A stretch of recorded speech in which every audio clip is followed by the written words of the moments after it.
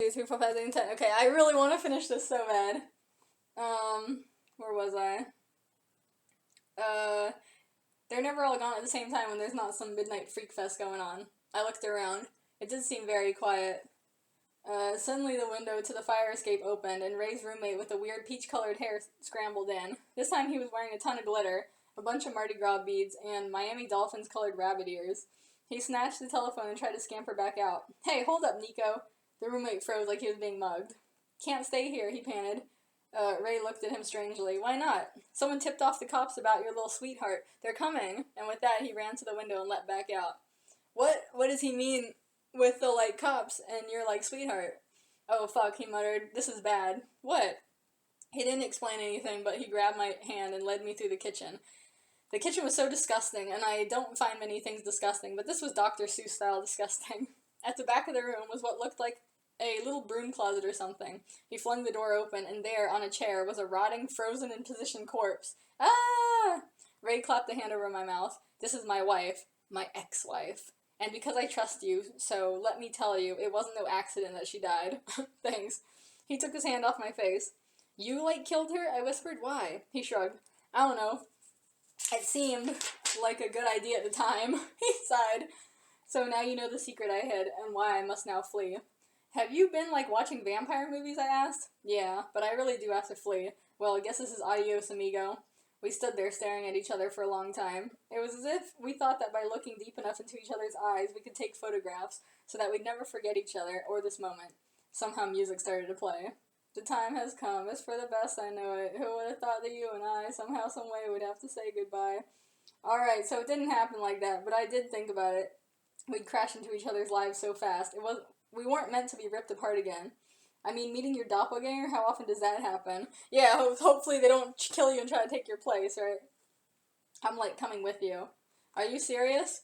Hi, we hugged. Even if we weren't brothers, we were made for each other. And, then we remembered the cops were coming. Shit, Ray muttered. Alright, we gotta think fast. Where can we go? I looked around the apartment and grabbed a picture of him standing next to some busy highway with a shirt that read, I Heart L.A. Here, let's go to L.A., I said. He shook his head. Nah, I've already left my mark on that town. Screw the city of angels. Let's go to the city of sin. We got on his motorcycle and rode off into the sunset. The end, for Rizzle. The soundtrack, Shoplifters of the World, The Smiths, assorted rap songs by various artists. Wild Child by Josie and the Pussycats, or probably somebody else before them, but okay. Assorted foreign music of various artists. Why? Happy House by Susie and the Banshees. Assorted reggaeton, okay. Gasolina by Daddy Yankee. When was that? Oh, right, that was when Kurt was dancing in the car, I guess. Stuck in the Middle with You by Steelers Wheel, is that their name? Get You Good by Shania Twain. Boyfriend by Ashley Simpson and Lady Marmalade. The Maya, Little Kim, Pink, and Aguilera version. Alright, now there's a little bit more left in the notebook, and it's only 3 minutes in, so let's go for it. Drinkin', Trippin', and Two Teenage Girls, the sequel to Casino and Catalano. The sun blazed down into miles upon miles of yellow sand, broken only by the occasional cactus or anthropomorphic Gila monster. Only the occasional breeze, enough to roll a tumbleweed, broke the dry heat, and somewhere in this natural blue-skied hell was a lone asphalt road with faded yellow stripes down, which Ray Cascino and his doppelganger in sidecar Jordan Catalano sped on motorcycle. They rode with their freakish yet endearing eyes on the horizon, bound for the elusive city of Las Vegas. This is going to be a Fear and Loathing parody, isn't it? The hot wind made by their speed blew back their semi-long hair from their faces. So far they had eluded the FBI, and they felt good about it, but what they didn't know was that they weren't alone.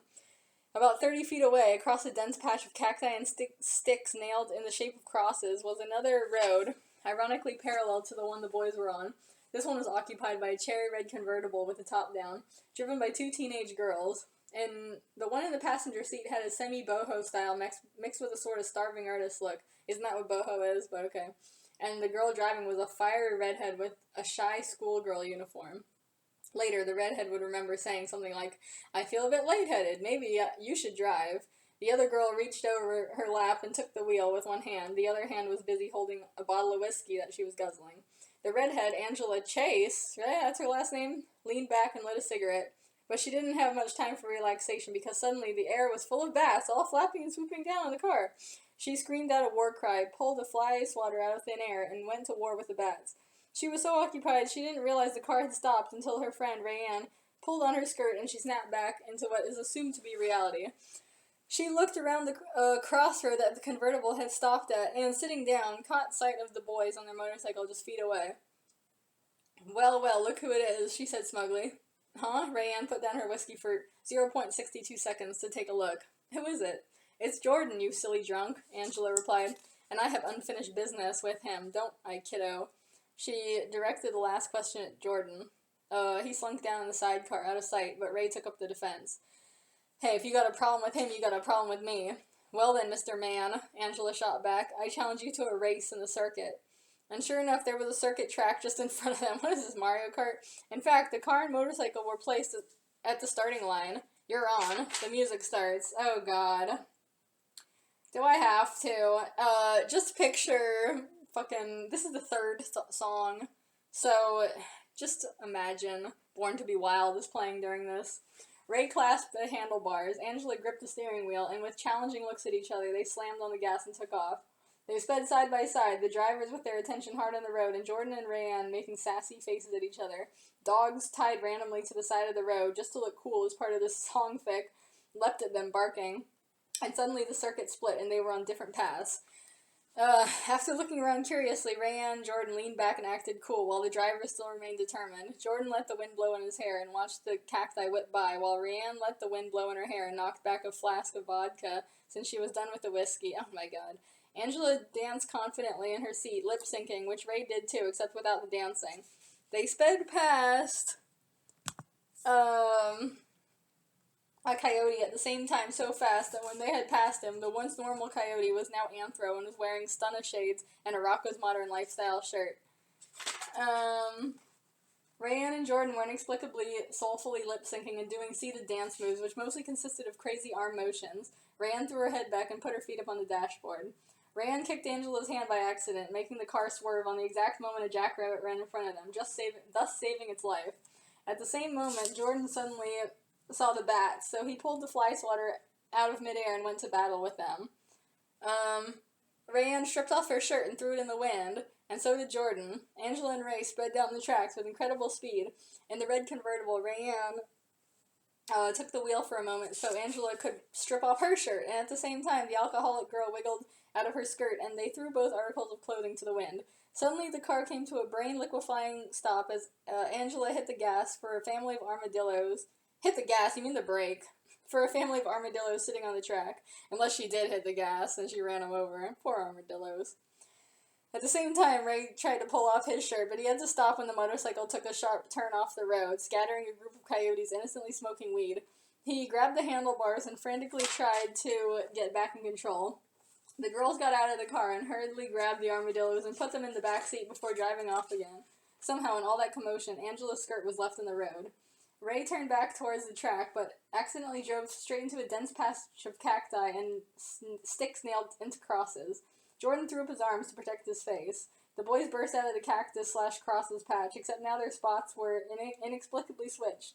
They glanced at each other in surprise, but Ray gestured frantically to his companion that he had to watch the road. Similarly, Rayanne was now driving and guzzling vodka, while Angela was in the passenger seat, sitting backwards and petting the armadillo mama.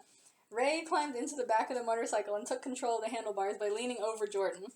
Smiling devilishly, the girls started to unhook their bras.